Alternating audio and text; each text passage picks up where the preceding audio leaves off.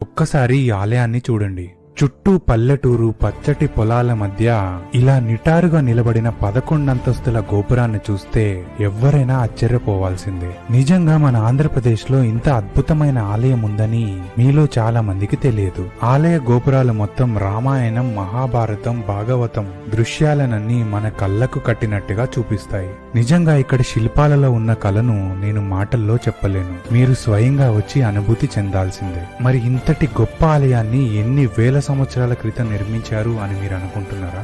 నేను అలాగే అనుకున్నాను. కానీ దీనిని ఏ రాజులు కాదు, 2 అన్నదమ్ములు నిర్మించారని, అది కూడా మన స్వాతంత్రం వచ్చాక అని తెలుసుకుని ఆశ్చర్యపోయాను. ఇక్కడ 2 ప్రధాన గోపురాలు ఉన్నాయి. తూర్పు గోపురం 9 అంతస్తులతో 170 అడుగులుగా ఉంటే, దక్షిణ గోపురం 11 అంతస్తులతో 210 అడుగుల ఎత్తులో ఉంది. ఈ గోపురం పైకి ఎక్కడానికి మరియు దిగడానికి మెట్ల మార్గాలు ఉంటాయి. ప్రతి అంతస్తు పైకి ఎక్కుతూ మంచి విజువల్ ఎక్స్పీరియన్స్ ని పొందొచ్చు. ఇక్కడికొచ్చిన ప్రేమికులు గుడి గోడలపై ఇలా రాయడం నిజంగా చాలా బాధాకరం.